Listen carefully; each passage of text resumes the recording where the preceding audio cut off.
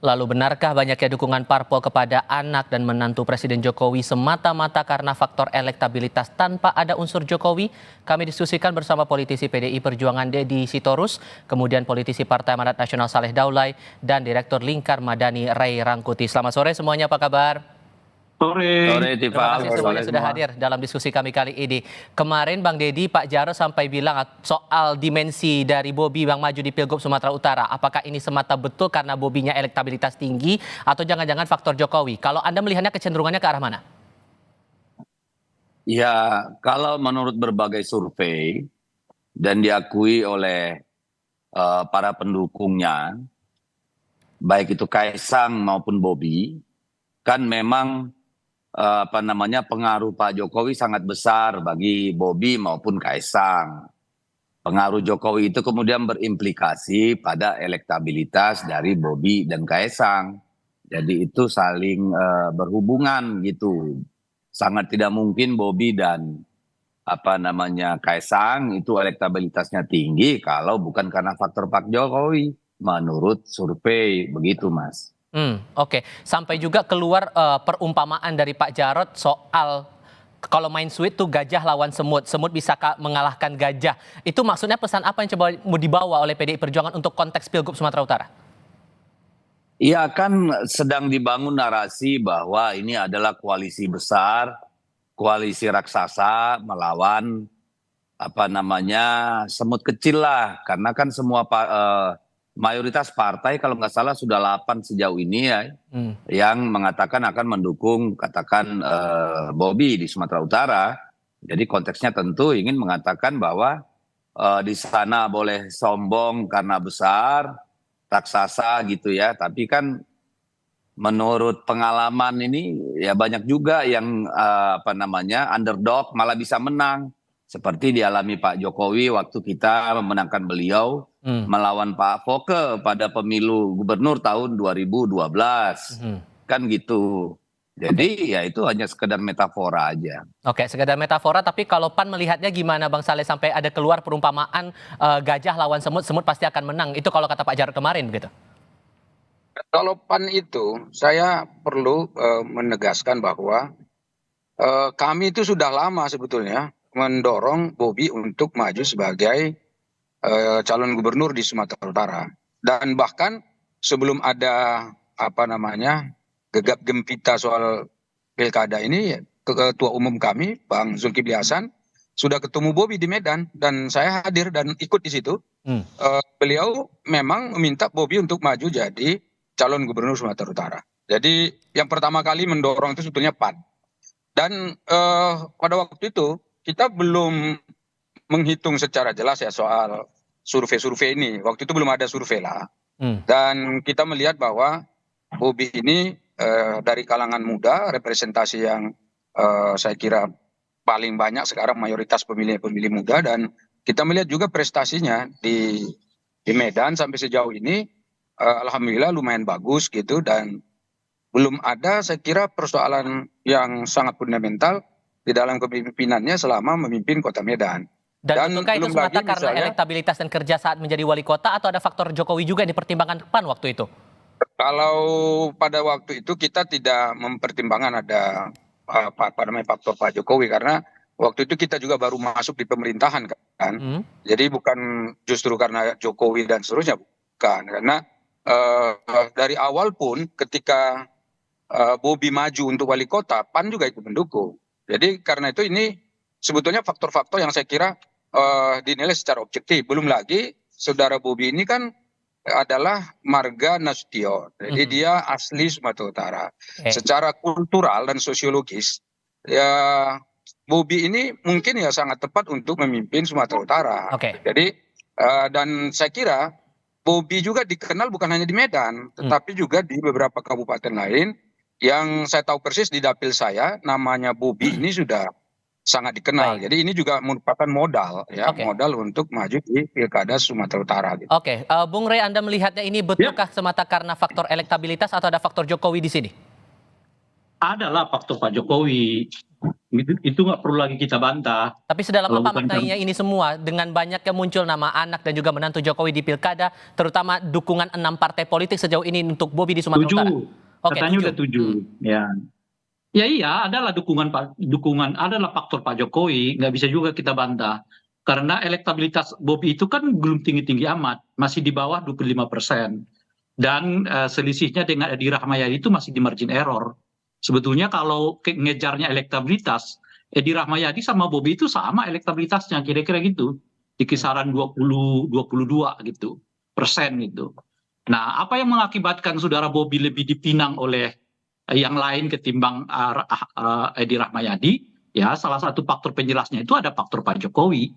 Maka yang masuk ini kan hampir semua adalah partai-partai koalisinya Pak Jokowi, tentu ditambah dengan Nasdem, PKB juga masuk ke dalam gitu. Tapi hampir semua partai-partai pendukung Pak Jokowi ikut serta mendukung Bobi di Pilkada Sumatera Utara ini gitu. Oke, sampai Nah, kemarin kalau Presiden juga faktor- bilang ketum parpol sudah pintar karena mendukung sosok yang elektabilitasnya tinggi. Sejauh mana Anda membaca itu?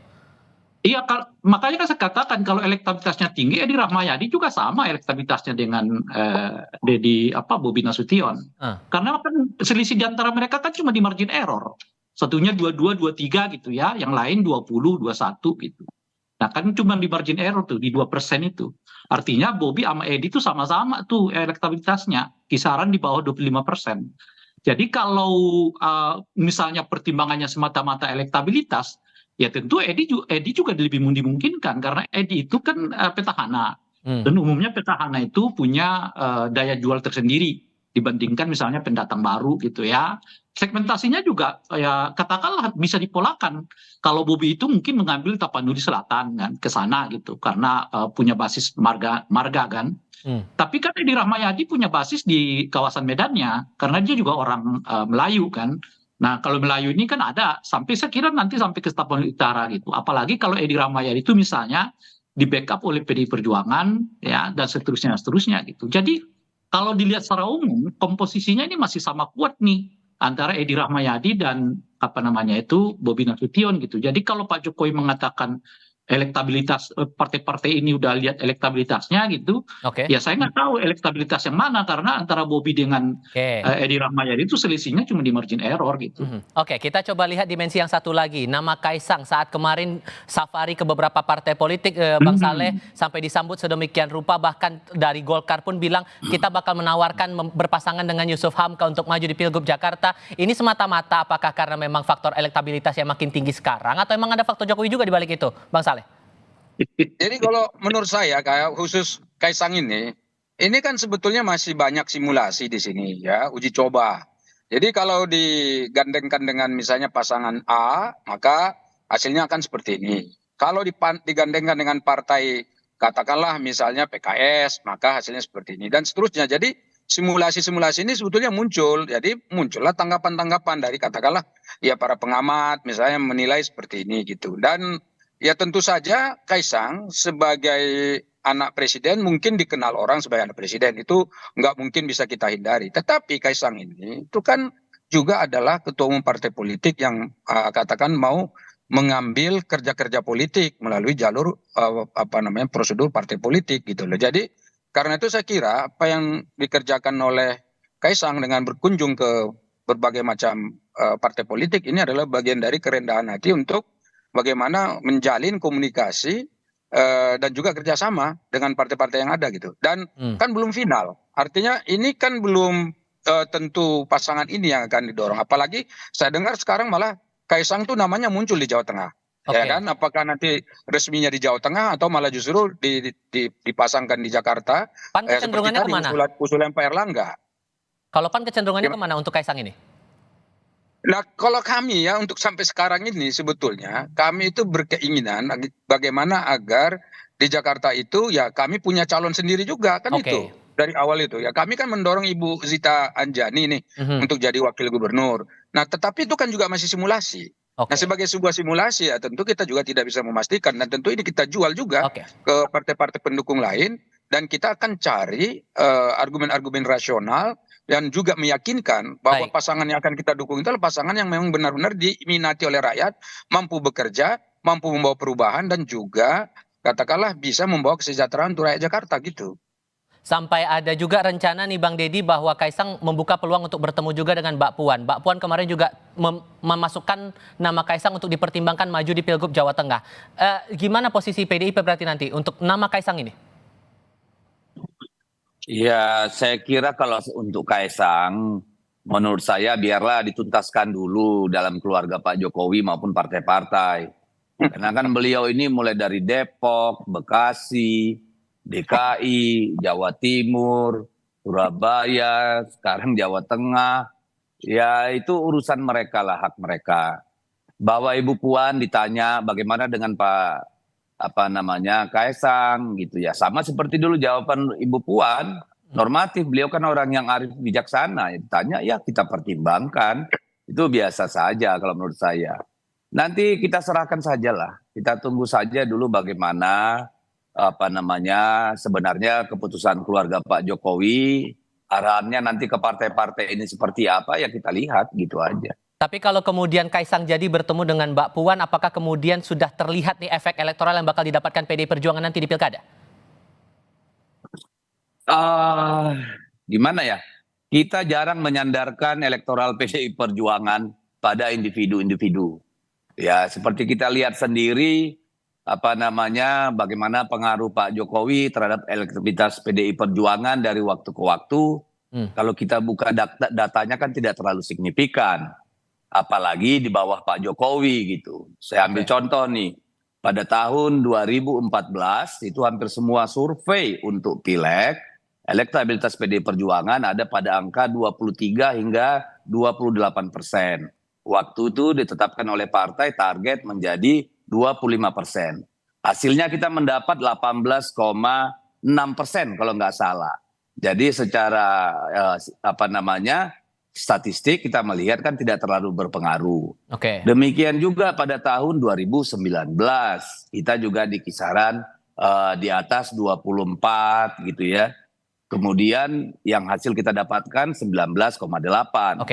Jadi tidak sinkron. Lalu yang kedua antara 2014 sampai 2019 itu naiknya kan juga cuma 2% sekian. Gitu. Jadi kami bukan partai yang menyandarkan elektabilitas partai itu pada individu, tapi pada kerja-kerja solid gotong royong gitu loh. Oke, Bung Rey, terakhir untuk Anda, dengan membaca sambutan yang didapatkan Kaisang oleh partai-partai parlemen dengan posisi PSI tidak lolos ke parlemen sedemikian rupa, Anda merasa bahwa ini memang faktor elektabilitas kah atau kembali lagi ada faktor Jokowi di sini yang akhirnya sambutannya sedemikian rupa?